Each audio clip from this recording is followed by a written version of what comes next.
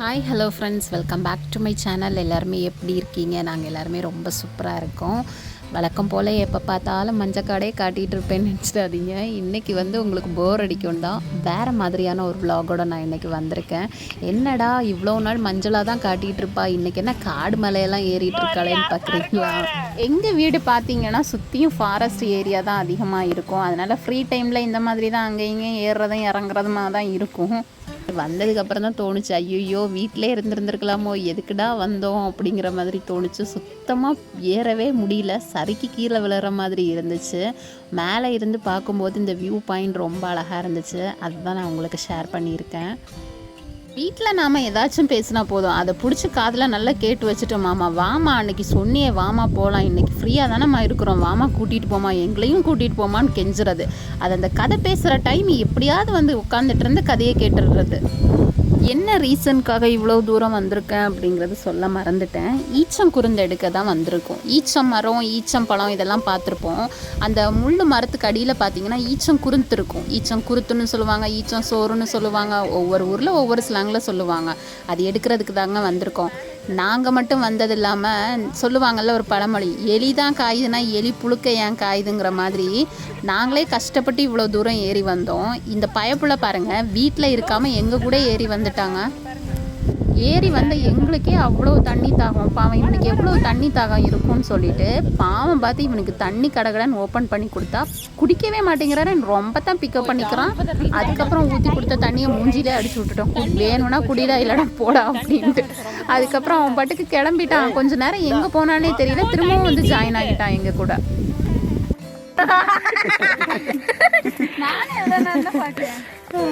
இதுதாங்க நான் சொன்ன ஈச்ச மரம். ஃபுல்லாக முள்ளாக இருக்கும். இந்த இலையை பார்த்தீங்கன்னா விளக்கு மாறலாம் செய்கிறதுக்காக எடுத்துக்குவாங்க. இதிலேருந்து எடுக்கலாம் தான், நல்லா தான் இருந்துச்சு இலை. இல்லை வேண்டாம், ஏன்னா நாங்கள் ரொம்ப தூரம் ஏறி வந்திருக்கோம், திருப்பி இந்த முள்ளை கொண்டு போய் எங்களால் கீழே இறங்குறதுக்கு முடியாது, அதனால் அதெல்லாம் நாங்கள் எடுக்கலை. நம்ம வெட்டினா அந்த ஈச்ச மரத்தில் பார்த்தீங்கன்னா காய் இருந்துச்சு. மோஸ்ட்டாக நிறைய செடியில் காய் வச்சிருச்சு. இதுதான் காய் வைக்கிற சீசன் போல், அதனால் காய் அதிகமாக நிறைய செடியில் இருந்துச்சு. சரி என்ன பண்ணுறது, நம்ம தேவைக்கு அதை கட் பண்ணி தான் ஆகணும். கடப்பாரை கொண்டு வாங்க, 4 கொண்ட கறி, 4 கொண்ட கறி.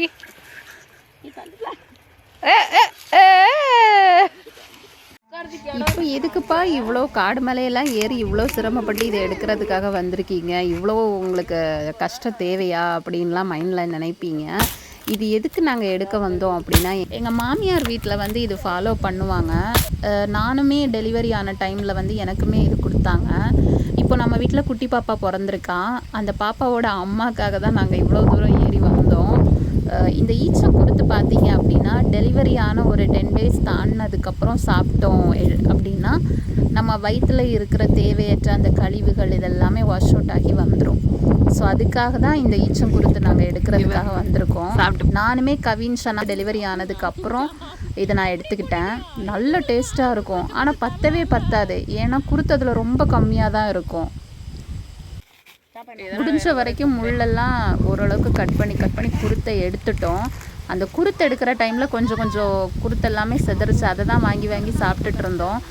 கவின் சரியானவன், பக்கத்தில் போய் இருந்துட்டு பாதியையும் காலி பண்ணிட்டான்.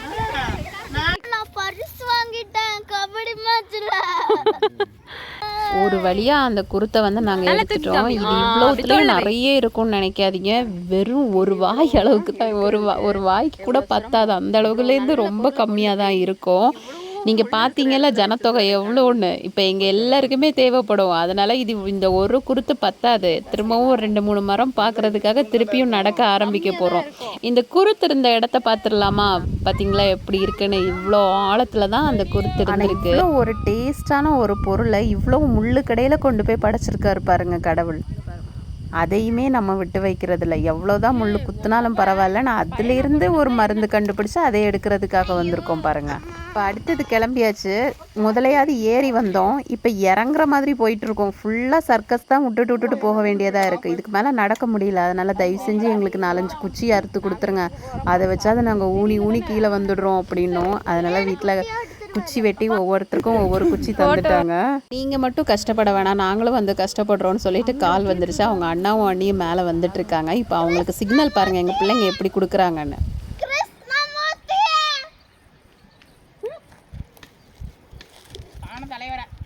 அவங்க எங்கள் சத்தத்தை வந்து வச்சு தெரிஞ்சுக்கிட்டாங்க நாங்கள் எந்த பக்கம் போகிறோம் அப்படிங்கிறது. அதனால் நாங்களுமே மெதுவாக மூவ் பண்ண ஆரம்பிச்சிட்டோம். கொஞ்சம் தூரம் போனதுக்கப்புறம் முள் ரொம்ப ஜாஸ்தி துணியிலலாம் ஒட்டிடுச்சு. அதெல்லாம் உட்காந்து ஒவ்வொன்றா பொறுக்க ஆரம்பிச்சிட்டேன்.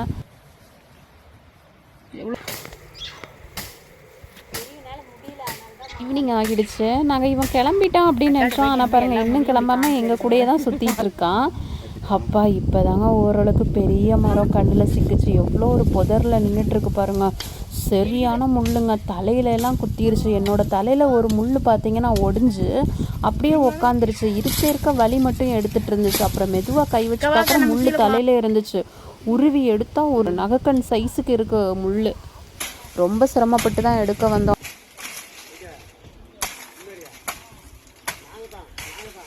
ஆனால் இதுவுமே ஒரு நல்ல எக்ஸ்பீரியன்ஸாக இருந்துச்சு. ஒரு காலத்தில் இந்த மெமரிஸ்லாம் அந்த குட்டி பாப்பாவுக்கு போட்டு காமிக்கலாம்ல.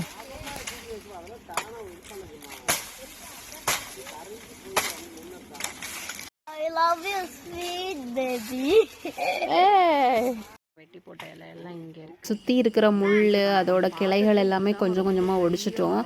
இதில் பார்த்தீங்கன்னா விளக்கு மரம் நம்ம கீறணும் அப்படின்னா ரொம்ப சூப்பராக இருக்கும். பட் இது இப்போ எடுக்கிற ஸ்டேஜில் நாங்கள் இல்லை. ஏறி வந்ததே ரொம்ப சிரமமாக இருந்துச்சு. நிறைய முள் கொசுக்கடியெல்லாம் வாங்கி தான் வந்திருக்கோம். அதனால் இது வேண்டாம் அப்படின்னு விட்டுட்டு வந்துட்டோம்.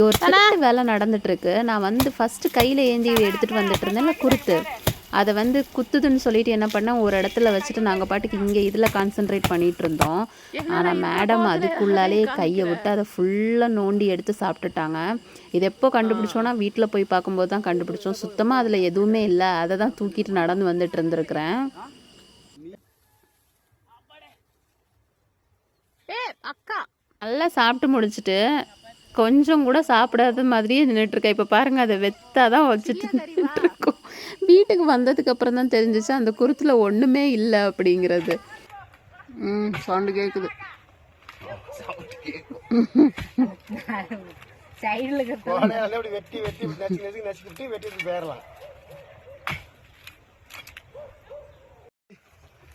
என்னது வேணும்? கையை காமிங்க.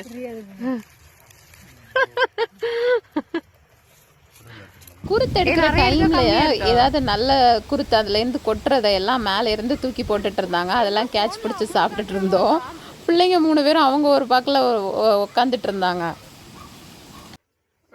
இங்கேயுமே ரொம்ப சின்னதாக தான் குருத்து கிடச்சிச்சு. அப்போ தான் நான் சொல்லிட்டு இருந்தேன், என்னதுங்க ஃபோன்லலாம் அவ்வளோ நிறைய எடுக்கிற மாதிரி காமிக்கிறாங்க, ஆனால் நீங்கள் இவ்வளோ தான் எடுக்கிறீங்க அப்படின்னா அவ்வளோ காட்டுவாங்க, அதெல்லாம் சும்மா அப்படின்னாங்க. சரி சரி கிடச்சதை அப்படியே பொக்கிஷமாக எடுத்துகிட்டு கிளம்புனாங்க. கூடவே கொஞ்சம் விறகுங்களும் கிடச்சிச்சா அதையும் கையில் எடுத்துகிட்டு கிளம்பிட்டோம் எங்கள் வாக்கில். இந்த கிளம்புற டைம் தாங்க சர்க்கஸ்லாம் விட்டுட்டு அப்படியே பல்ட்டி அடிக்காத குறைதாங்க சேஃபாக வந்து வீட்டுக்கு சேர்ந்துட்டேன். வீட்டுக்கு வந்ததும் நாம் எடுத்துகிட்டு வந்த குருத்தை எல்லாமே ஒன்றொன்னா கட் பண்ண ஆரம்பிச்சிட்டோம். எடுத்துகிட்டு வந்த ஃபஸ்ட்டு குருத்தை கட் பண்ணதும் டெலிவரி பேபிக்கு தான் போயிடுச்சு. அவள் தான் இதெல்லாம் சாப்பிட்டா.